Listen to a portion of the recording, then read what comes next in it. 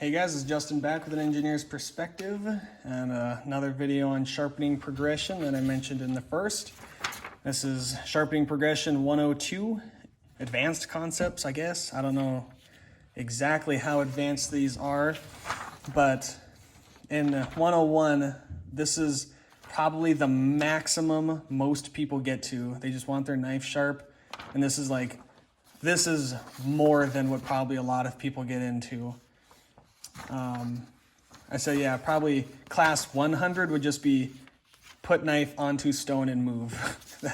That would be number one. But into 102, we're going to get into a little bit more advanced concepts. And I'm going to leave this out here to remind me to get back to something. So I'm going to make myself another note instead of pausing the video. Desired result. Jumps. That's just a note. All right. So let's start out with number one, abrasives and binders. So not all stones are created equal. That's not super surprising. So let's start talking about abrasives. So what most people are used to is going to be alumina abrasives, which is just aluminum oxide, and that's what ends up on a lot of like sandpaper. Most sandpaper is going to have aluminum oxide particles embedded onto their surfaces. Another very common thing that ends up on belts and sandpaper is silicon carbide. So alumina was first. I'm just skipping all the way down to D is silicon carbide, and that's silicon and carbon together, and they form silicon carbide. Yeah, so that's another one that ends up on there. And then the other common abrasives are diamond. So diamond is becoming very popular and inexpensive. It can be had on lots of Worksharp products for very little. Here's a DMT product. Here's a Veneve industrial diamond product. And the two kind of common form factors you see diamonds in I've got shown here. So this is a diamond plate, in which it's just a steel plate that's been flattened, and then they basically put some glue on the top, and then they sprinkle the diamonds onto it. And what you get is diamond sharpening solution.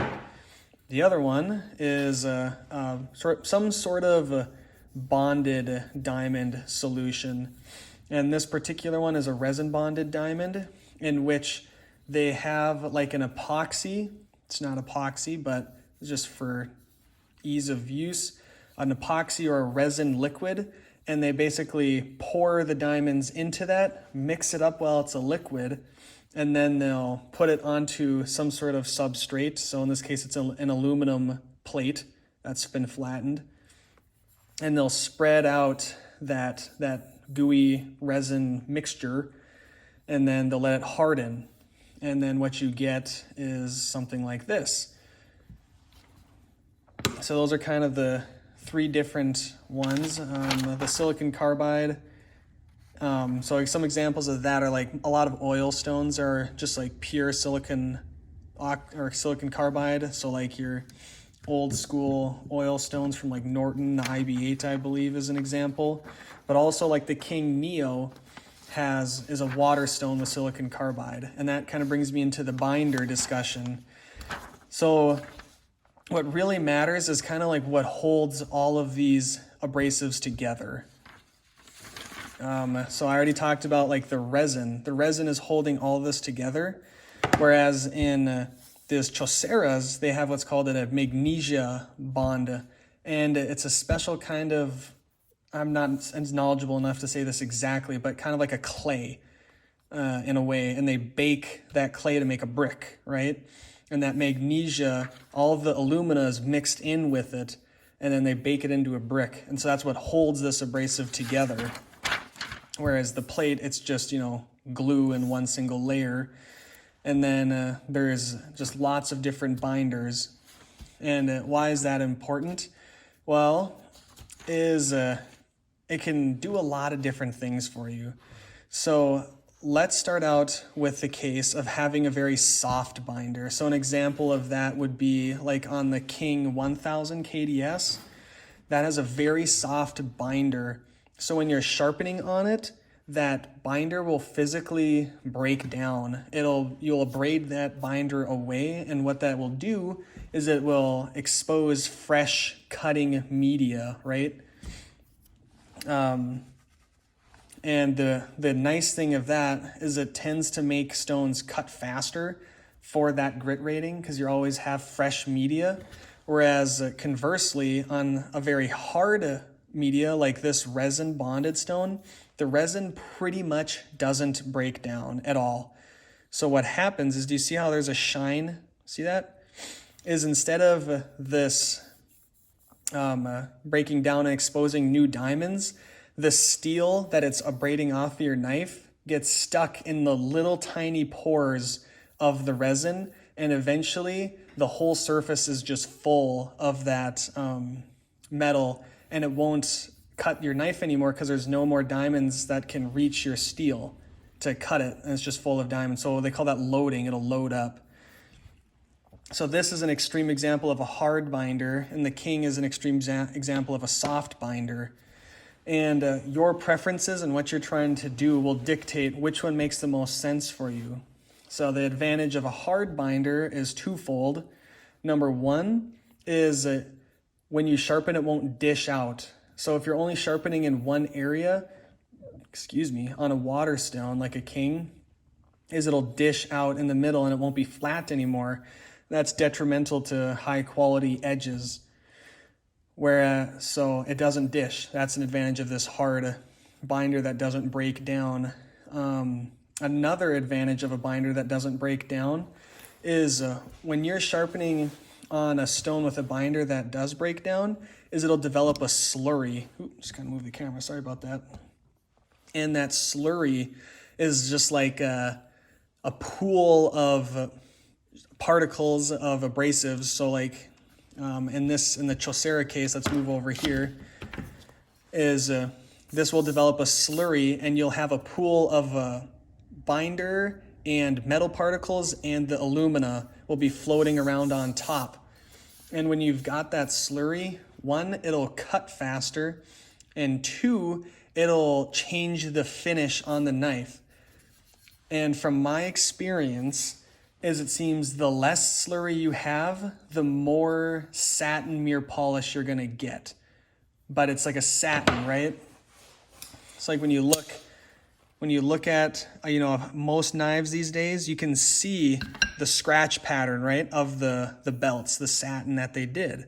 So when you've got no slurry, you can see those lines.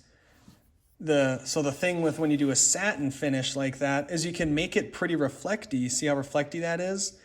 Even at a low grit. So it looks almost more polished than it is when you've got a satin finish on a hard binder. Whereas if you've got one that forms a slurry, the scratches are just kind of every which way, whatever.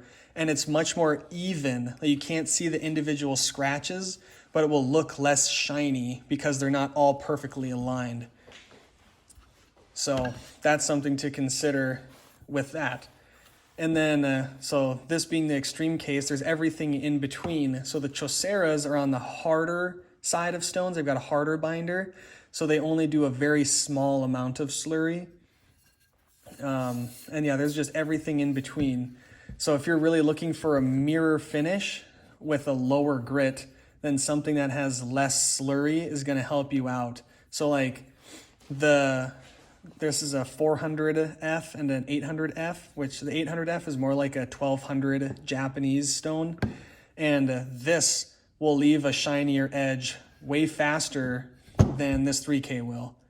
Like if I tried to polish a big, huge part of a knife and I compared it with this and that, and I've done this on my Takamura, this will look nicer and shinier than this will. This will turn kind of like a gray, dark gray, cloudy with this stone because it makes that slurry. So that's kind of how binders work. And then of course there's soaking stones versus splash and go. So like if you soak a Chosera, the binder breaks down because it can't hang out in water like that. Whereas on like a King, that binder can hang out in water so it doesn't break down. So those are the different kinds of abrasives. I more or less covered the binders. I hope that made sense. And then the one last thing now is applying these to the steel type. So you have got steels basically have two attributes, right? So what's the hardness they're hardened at, and then what's the chemistry and the resulting carbides, right?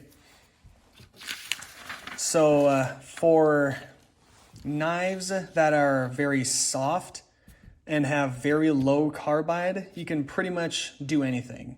You can sharpen them any way you want, and it'll result in a decent result.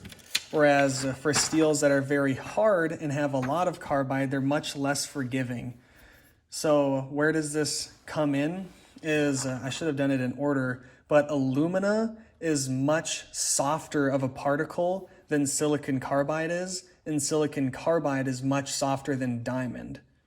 So if you have a steel that's very hard, then the harder abrasives will go quicker, right? And there's even some steels that are so hard that the abrasives, like an alumina abrasive on Maximate, just about doesn't work. Just pretty much doesn't work. So that's how that works in. And then carbides, interesting note is, so if you've got a lot of chromium and carbon in a steel, it'll form chromium carbides, and we like those for edge retention, is that chromium carbides are less hard than alumina. So alumina can physically cut in half a chromium carbide. So if you've got a steel like 154 cm, it has a lot of carbides in it. So you're gonna want a pretty decent stone for that, but you only need alumina to cut the chromium carbides in 154 cm. But vanadium carbides, which are very popular in steels now, are notably harder than alumina, and they're actually slightly harder than silicon carbide. And these two abrasives, mostly aluminum, silicon carbide actually does an okay job, but alumina, when it runs into that vanadium carbide, it just bounces right around it, or the vanadium carbide rips it out. And you're basically wearing away the steel around the carbide until it's just kind of poking out all snurgly. And so if you're trying to sharpen steels with a lot that are very hard and have a lot of vanadium carbide in them, you'll end up with an edge that's just raggedy and it's not crisp because you've got these big chunks of carbide that are sticking out, and it takes a long time because there's not enough cutting power. It's just not good. So you have to look at your steel, its chemistry, and its hardness. So if there's a lot of chromium carbides in there, you're going to want, it can be any of these, but you're going to want a harder stone. So like a practical example is like the King stone, pretty much on the King 1000, pretty much on anything other than carbon steel, it's notably slow. It has a hard time cutting any stainless steels because of they tend to be a little bit harder. That's hard to say. In kitchen knives they do, but it's just those chromium carbides. So you're gonna want a slightly harder binder and a higher density of alumina to cut those chromium carbides. And then if you've got a very high vanadium steel, you're gonna want probably minimum silicon carbide, but probably diamond. You're gonna want diamond to actually cut those carbides and get a crisp edge, right? So when you're trying to decide on your sharpening progression, that's how you can apply the abrasives and binder to the steel that you've got and how it's heat treated. So I think I covered that pretty good. So then the last thing is now rubber meeting the road. How do you use all this information to create a desired result? So that's what happens when you're advanced, right? Is before and when you're basic, you just are trying to get it sharp. Sharp is the goal. when you're getting into this advanced stuff, you're looking for more than sharp. You're looking for a specific edge. And you take into account the steel, as I said, and then what you're going to use it for. So let's just use this example right here. This is Spyderco Milli in CTS 204P. This is at a roughly 61 Rockwell, so on the harder side, but not super hard. But it has a ton, it's 20% carbide volume, and it has a ton of chromium carbide in it, and then a little bit of vanadium carbide. So if I wanted to sharpen this steel, how would I choose? Well, so just looking at the steel by itself, because it has a lot of chromium carbide in it, I know I'm going to want a quality stone with a good hard binder, or a decent, binder, and a high volume of that abrasive in it, okay? So to cut those carbides. Now, that amount of vanadium carbide that's formed in 204P is actually not enough where you really notice a difference between the alumina and the diamond. So in this case, and roughly,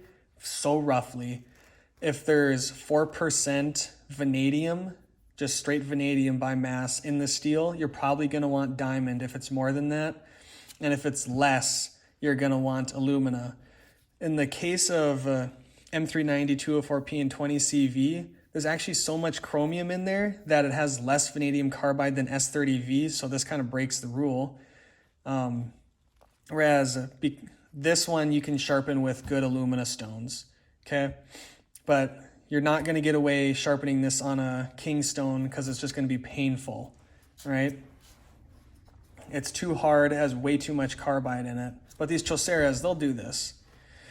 So that's just in terms of chemistry, right? How I match that up there. But now let's look at it in terms of use. This is the last wrinkle, is that this is a pocket knife, right? So do I want my perfectly polished edge? Wow, I kind of forgot to bring this back into sharpening progression, didn't I? Do I want that perfectly polished edge? So my end use for this is I want it to cut cardboard and rope and EDC tasks very well. So my end result, my desired result is for it to do those tasks well. A 5,000 grit edge doesn't do that. What does do that well is a 700 grit edge that's stropped to clean up that apex. So looking at the steel, I can get away with using alumina and doing whatever I want on these Choseras, but I know that for EDC I don't like having a 3,000 grit edge on here, like a true from the stone. What I prefer is a diamond edge, because diamonds, being as hard as they are, will actually cut deeper into the steel for their size, and only go up to 700 grit, because in that way it really grabs nicely into the materials I'm cutting with it. And then choosing between a diamond plate or the resin is the resin will cut into the steel deeper than an alumina stone because it's diamond, but the diamond plate, because that particle is literally just sitting right on top of that, you get that full 70 micron particle. This cuts even deeper into the steel than the resin will.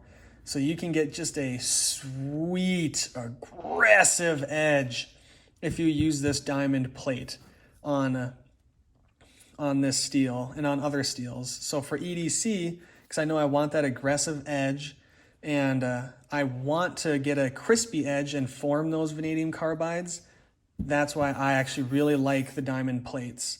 Now, if I want to have a little bit nicer time sharpening, because diamond plates aren't that fun to sharpen on, and maybe I want it to be a little bit more polishy refined, then maybe I'll go for something like this resin bonded diamond, whereas I still get the crispy, awesome cutting power of diamond, but it polishes a little bit better, and it's easier to deburr on this stone.